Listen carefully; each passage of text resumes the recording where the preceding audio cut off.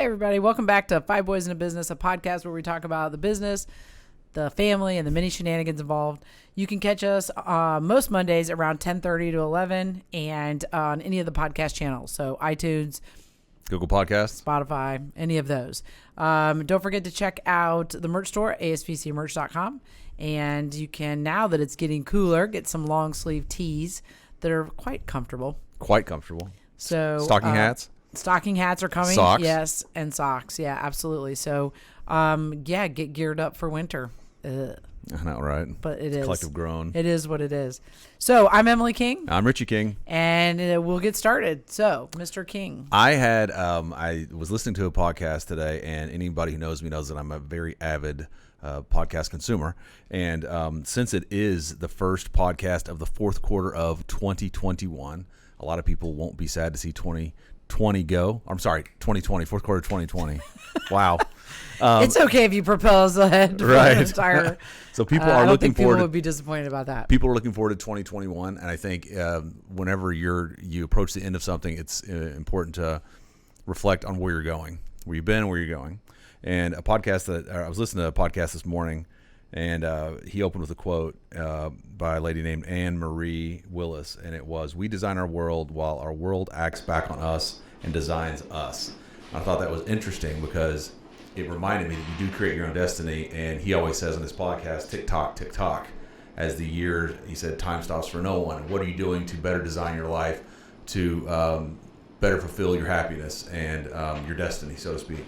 So I thought that was interesting, and this is an old, the guy that does this podcast is an Army vet, and he said one of his sergeants, when he got out of basic, he gave a speech at the end before graduation, and he said, you go to any graveyard, and I'm sure a lot of people have heard this, you go to any graveyard, and on each headstone are two dates, date of birth, date of death, and then in between them is a dash. And he said, I want everybody in this platoon to maximize your dash going forward. And that always stuck with me because I thought that's a very simplified way of looking at one's life and saying, how am I going to make the most of the time that I have? So in the theme of fourth quarter, where you're going and where you've been and what can you do to design your life going forward, I thought, since our podcast is about business and we do this all the time, but it might be useful to talk about where we've been and where we're going. Okay, so what's your impression of where we've been? 2020 has taught us many things, and I think the biggest thing is probably expect the unexpected. And there are certain things, certain events, certain circumstances you just simply can't plan for. So you have to be flexible and nimble in your approach to them, and just roll with it. I mean, sometimes, like I say, events come at you fast, and you have to just use the best information that you have at the time and your past experience, and proceed accordingly. So I think we've done a good job with that. I know a lot of industries are getting hit hard. So yeah, that's it. That's my impression of where we've been, and we've been extraordinarily fortunate in that we've been able to continue to operate at a capacity that's good for us. It's presented its challenges, but I think that we've been flexible enough and made wise decisions to accommodate our clients and the business and everything. Yeah, so I think that it's my impression of, it's interesting that 2020 is going to be defined by COVID. I think there's so many other things that have happened in 2020, but I think that, and maybe that will potentially happen in 2020. But I think that my impression is that we are I think what it taught everybody here at the clinic was that they're capable of way more than they ever expected of themselves. And that they are stronger than they expected in terms of, mentally, physically, they're able to do more than they thought they were going to be able to do. I think it stretched everyone's capacity in terms of knowledge base, and pointed out efficiencies as well as then things that we could do better.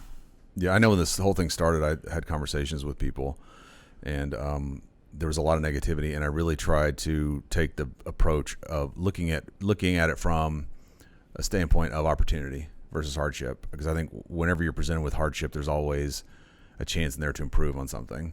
to look at things and say, are we really being as efficient as we could be, or are we operating in a way that maximizes productivity and outcome? So well, and I think for us, the business was built to. We've talked about this on several different occasions where, it's built to grow. It just wasn't built to grow at such a dramatic rate. And when that happens, it stretches all the areas, because with scaling that we've done with our own business, as we've grown the business, we were very thoughtful about how to keep the clinic a particular ongoing concern in regards to experience for the client, and not let that suffer. And that was a significant challenge all through COVID and then post COVID, like from the standpoint of the state opening and things like that. How it speaks to the buy-in of the staff in terms of what their primary mission is each day. So I think that it was more of a fun challenge than it was anxiety-provoking challenge. So I thought it was that's really probably bad to say. It was really kind of an interesting, fun challenge to get through all of that, get to the other side, get now what we're doing currently, was fascinating and interesting and exciting and really made us think. Yeah, and I think you weren't bored. That's for sure. I think one of the things that it's one of the things that defines us even before this event was that constant chase for greatness. And I think to your point about the staff members buying into that, they know that we're constantly chasing that greatness. So we're always trying to make things better, always trying to make their experience better, the client's experience better. And I think these kinds of events have a way of forcing you to kind of fall back on your systems that you have in place, but also looking forward to how you can make those systems better to accommodate that growth, to say, is this system such that we can continue to scale, maybe at a slightly higher level than we were before, but is there something wrong with the system fundamentally? And that's one of the recurring themes that I keep seeing on some of the message boards, industry message boards, is that they just can't handle the capacity, or they can't make that change to where they need to be smoothly for whatever reason. To me, that's more of a systems process problem. Oh, I agree. I think there's countless examples of clients who can't get into their veterinarian. Right. I mean, over and over, repetitively each day, it's hard to not help those people. Sure. And so, we've kind of taken the approach that if we're here, we're here. Right. So, like, we can't be here but not be there for someone. And so, and I mean that in order to accomplish that concept requires the staff to be willing to push themselves, right. And sacrifice of themselves, as well as then our clients end up sacrificing as well, our existing clients that have been coming for years, from the standpoint of, there's a patient that's getting worked in, and that changes then the timeliness, of sometimes of some of the appointments in an effort to try and be able to help these people who can't get in to other places. Right. I mean, we have stories of people coming from, all over the Indianapolis area because they can't be seen on the day. And these aren't problems that you can just be like, all right, work it in later. Work it in 3 to 5 days later. And our next appointment is 30 days from now kind of scenarios where, I mean, that just you can't do that. I've been interested. It's interesting to me to see how some of the changes that some places have made. It's not just in this industry, it's others. I mean, to the detriment of seeing clients or to their business. It has to be to their bottom line. I mean, maybe not immediately, but over time. I mean, once you open that door to a competitor and they get a taste of somebody else, you give them that test drive, you got to be careful that you don't, that doesn't come back over time and negate whatever measures you're trying to take to counter whatever. Right. And I think that's what's interesting to me is the hard line that people have taken. And I wonder if that won't have a negative effect long term. Potentially. I don't know. We'll see. Yeah. Expect the unexpected. I have no idea. Yeah. That is what is interesting about this year. You never know. Yeah. And I do think, though, this one guy has, and the same guy I got that quote from, when all this started, he was talking about more macroeconomic global events. And he was saying that, and he wasn't talking about people, he was talking about more businesses. He said COVID kills the dying from a business standpoint, you've seen a lot of retail places that are already were already sort of on the way out. It just hastened a lot of trends that were already occurring. Things that were going to happen over the next 5 to 7, 8 years it's compressed into 5 to 7 months or whatever. Like we saw yesterday, theaters are they're closing these theaters, and I thought, and someone said though, and it was funny because I read another article about it this morning, and one of the comments was this guy said, when I was younger I would go all the time, but I haven't been to the theater in 8 years. I've got a 55-inch TV with surround sound, and I just don't. I don't want to go. I prefer to consume. His main point was I prefer to consume the content in a way that best suits me. Right. Instead of having to go to a brick and mortar, go through this, go through that, stand in line to sit here and basically get the same experience. Yeah, I do think there's something to be said. Like when we all went as a family to watch Star Wars after Christmas when it first came out, and everybody's there. Oh yeah. And everybody cheers or everybody does this. Yeah. I'm like, it is that experience. You know, I mean, now that doesn't happen very often. It's not like every film you go to has that type of experience. Right. But I think that the articles we were reading yesterday talked about how with the Bond movie not coming out until a year from now, that they were they basically relented. Yeah, they were like, that's it. We're done. We're toast. Yeah. Like we were counting on those sales to be able to, I think, drive them to the end of the year, and they're like, that's not it. So all the Regal Cinemas, all the properties all over the place in Indiana closed. And United States, I guess, because it's the whole United States, done.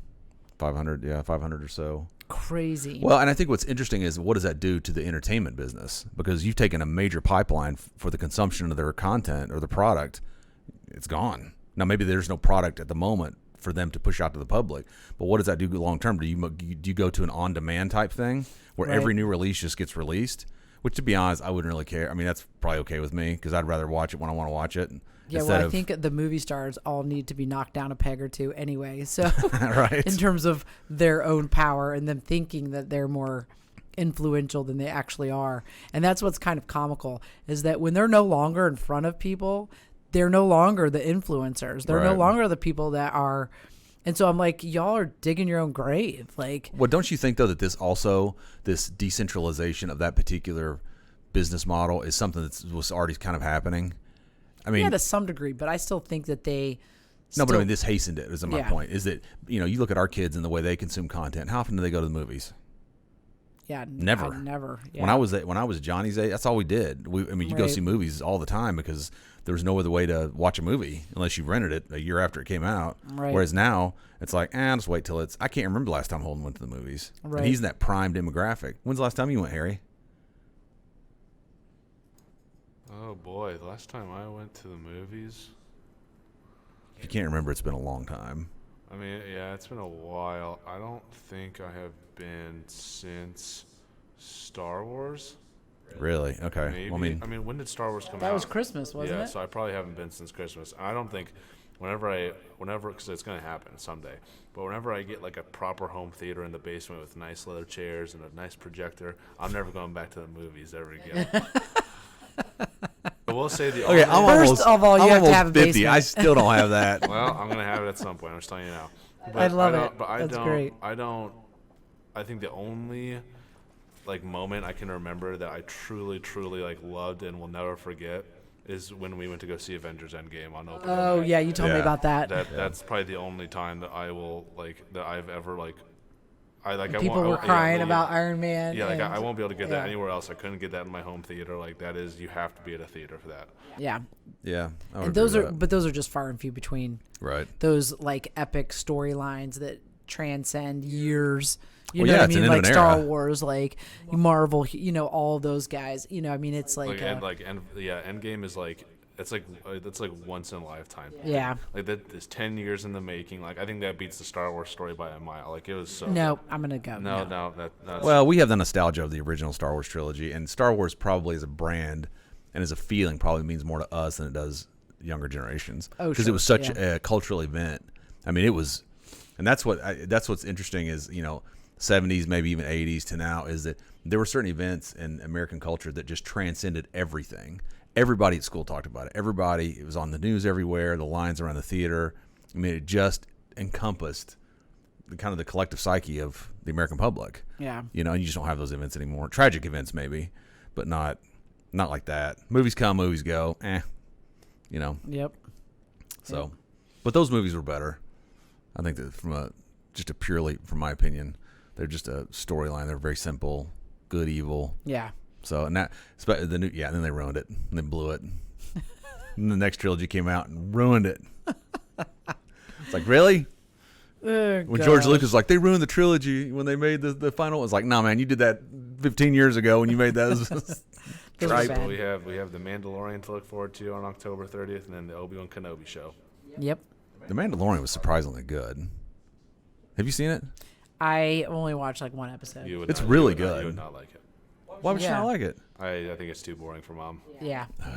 I don't think Matt. I really want Stranger Things to come out. They're filming. I want to rewatch it. Season 4 right now. When's it coming out? Probably not until maybe like Christmas next year. Oh my next year. Gosh, that's crazy. That was a really cool. That was one thing where I remember thinking, wow, Netflix has really created enough of a buzz around this, and they dropped the whole season, so you just binge it. You watch everything on your own terms. It's just fantastic. Yeah, it's ridiculous. I think for our age group, because there's so many things that you go back to, because those kids are the age we were when all those things were happening. Yeah. Like with the, video games and all the things. Like it just is like, it's hilarious to see all the things they put in. I think they were historically very accurate with all of their. Oh yeah, they created like their extra stuff, like in the grocery store, the way things look, or the bikes, the Reagan Bush signs, or the cars. I mean, like all of the car. I mean, like everything. The decor of the homes inside. Yes, even. I mean, they really. I remember watching one of I forget the girl's name, but they had a Pib or something. Or they had a tab. Remember it was a tab. Remember the Orange Julius? The Orange Julius. Yeah. You worked at Orange Julius. Yeah. So there was a bunch of good stuff, and I just love that show. Speaking of video games, and this is just a quick aside, I was playing a game last night on my Galaga console. This 1943, and it's from '87. I was like, this game is impossible. I was like, this makes no sense. Why does my strength keep going down? And it's so different from games today because that was meant to generate, quarters and everything. Yes. Or tokens, whatever it was. So. Yeah. So, with this being the podcast and just you and I here today, why don't you fill me in on some of the Calvinisms that you have experienced lately this past week? So we are. I got two stories from this morning. I had Wait, you got to tell the one from last week about the word. I didn't tell it on here? No. Oh, okay. So anyway, we're homeschooling Calvin in this classical Latin curriculum from Memoria Press.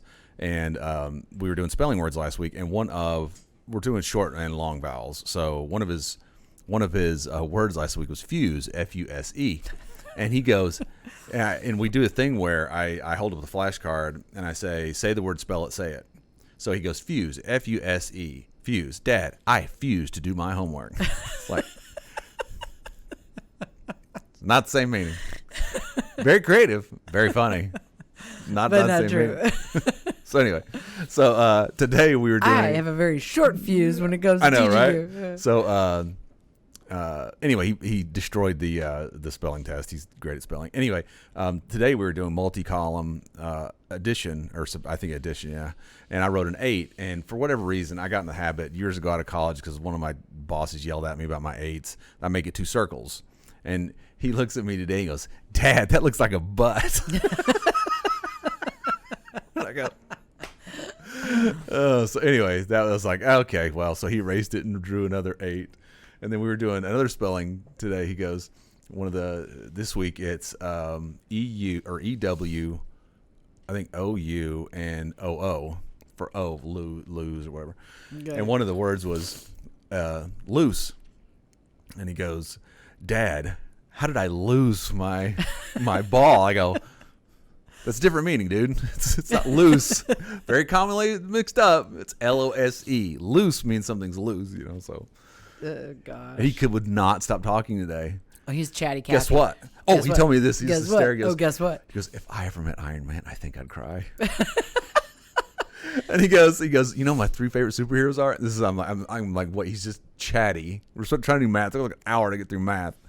He goes, "Thor, Iron Man, and Spider-Man. Do you know why, Dad?" And I go, "No, why?" He goes, "Because Thor is the god of electricity, and if electricity ever goes out, I would just go, come back on." And he said, Iron Man, those things he puts on, he goes, you could be flying around and texting and helping people and all that stuff. I was like, okay. And he goes, and Spider-Man, you can make your own course. Like, oh my gosh. Right. My funny story from Calvin was last week where he said, guess what? Because that's his favorite thing to do. Guess what? And I was like, what? And he goes, do you know what that expiration date on milk means? And I was like, no, the milk's expired. And he was like, no. He goes, it's not. The milk on the inside is expired. It's that the plastic that holds the milk has expired. And you need to get rid of this plastic. And put the milk in another container. I was like, you've been watching TikTok, haven't you? There's hashtag misinformation out there.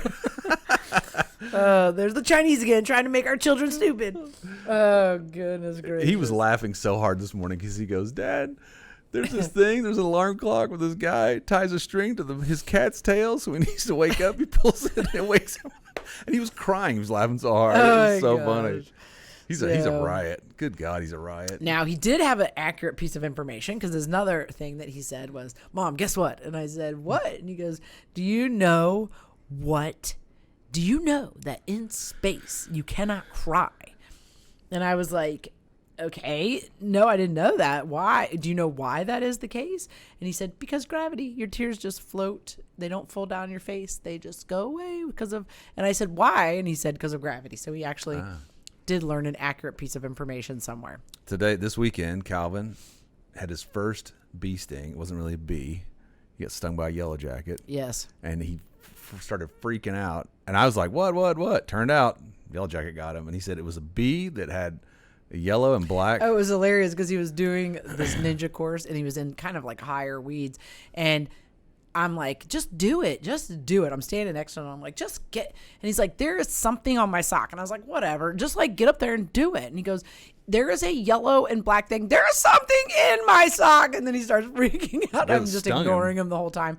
And I was like, what are you talking about? And he goes, there was a yellow and black thing on my sock. And I'm like trying to look at his socks. And I'm like, there's nothing on your socks. And so I was like, quick, let's take it off. Maybe he had I thought he had like a sticker, one of those from the weeds. Because he started saying something was stinging him. Yeah. And so then we pulled it off and sure enough. He got stung, all right. Then he proceeded to look up everything on Yellow Jackets. And did you know that Yellow Jackets can sting you over and over and over and over again? And then he watched this guy who actually made himself get stung over and over and over again so he could test this stuff. It's like this gel that you can put on. Right.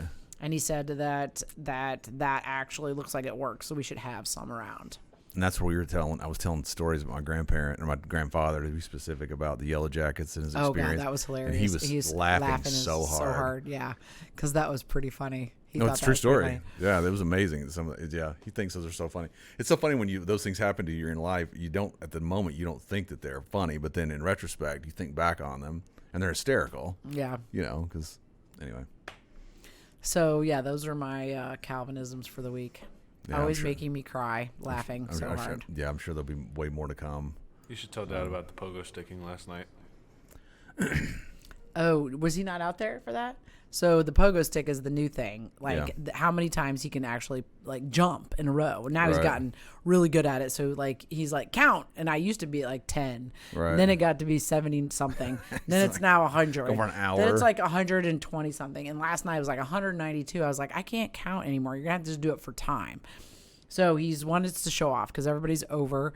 Because it was my mom's birthday yesterday. So happy birthday to my mom. Happy birthday. Celebrated that yesterday. And he was showing off for everybody. So he's got his Spider-Man costume on.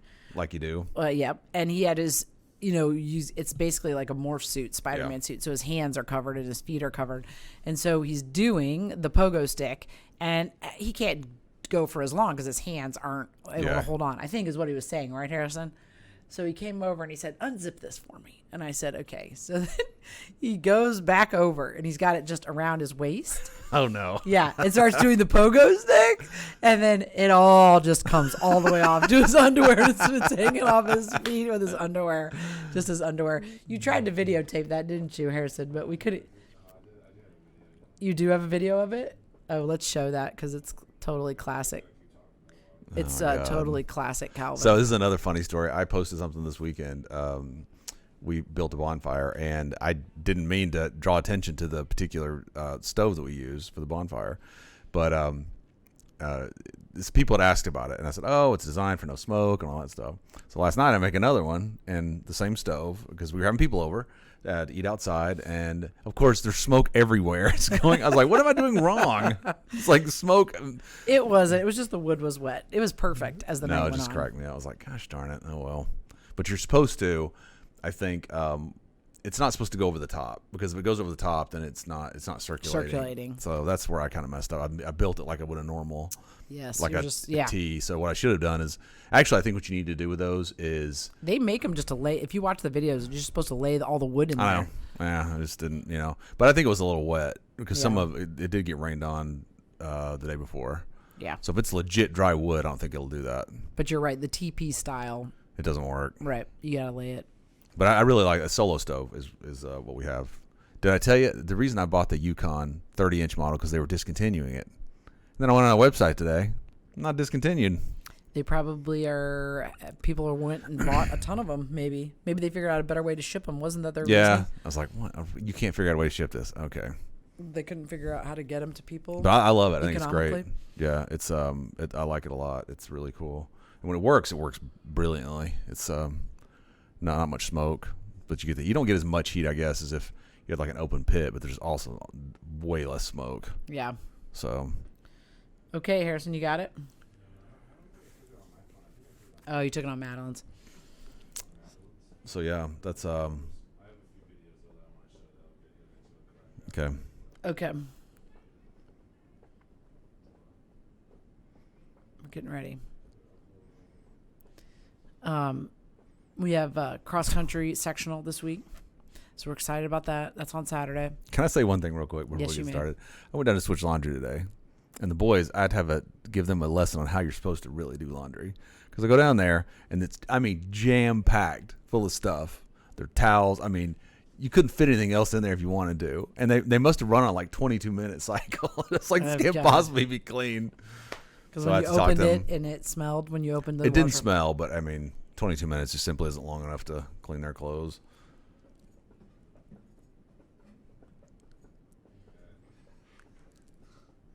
Do you want to key this up for us?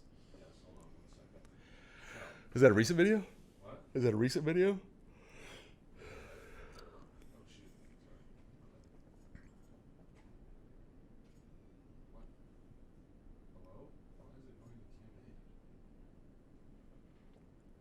Don't know.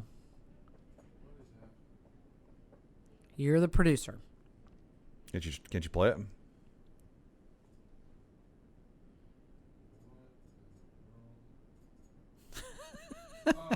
Technical difficulty. Sorry, my bad.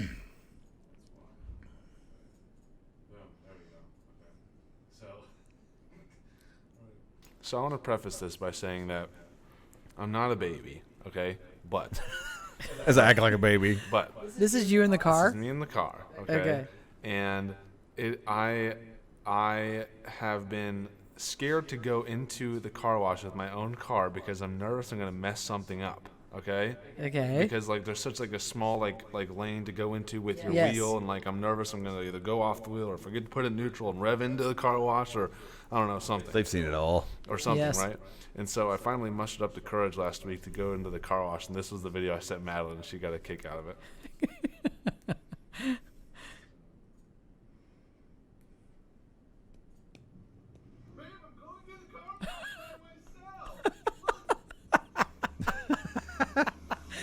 Oh my god.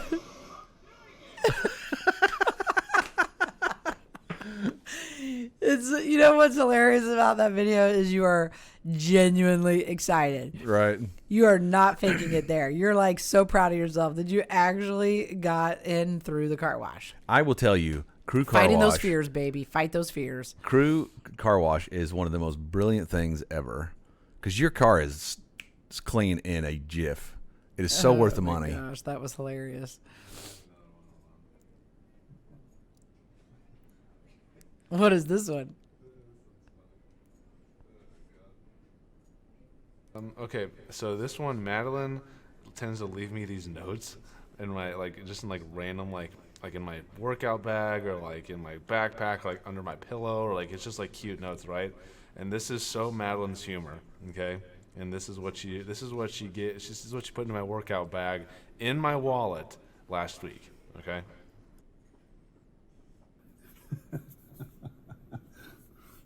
The golden ticket for my heart. Wow. Finding my workout bag. Oh, that's cute. Oh my gosh, she's the best. That's cute. Yeah, that's so sweet. That's really cute. Don't ever idea. stop doing that. It's a big deal to That continue is- to do that. That's a big deal for continue to do over that. your lifespan as a. Never stop being mushy. It's right, exactly, absolutely. You can never write. Well, I guess you could write too many notes, but I mean, But in theory, not. in theory, not. Always appreciate those you've been blessed to be around and with.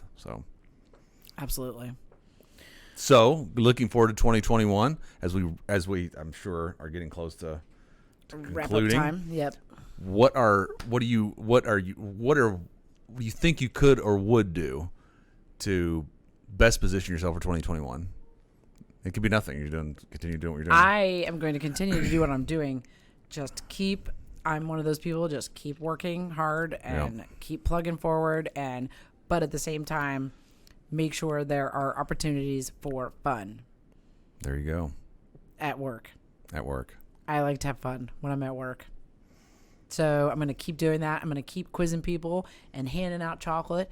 And I got to have more dance parties. And, at work, I got to get it all done. I got to beef up my game, man. I got to go. I got to bring my A game That's for good. the last quarter. Last quarter. Okay, good.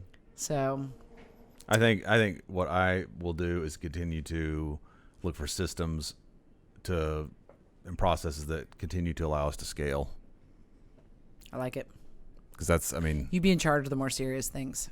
well, no, I'm going to just have the fun things on my agenda. just the fun. Okay. I'll take care of the Yes. back end stuff. Yep. But that's important. I'm very, I'm very optimistic about 2021 and the years going forward. I think with every challenge, there's an opportunity. So seek it out and maximize it. I'm just watching all those doors open. That's right. When those doors close, these doors open and say, get it. All right, everybody. That's the wrap for this week's episode of Five Boys in a Business. I'm Emily King. And I'm Richie King. You can catch us on most Mondays at 10:30 or 11 or 11:15, depending on when Richie can get here after teaching Calvin. And don't forget to check us out on any of the podcast channels. Google Podcasts. Spotify. And Google Podcasts. Apple Podcasts. What? All right, everybody. We'll see you next time. Have a great week. We're out.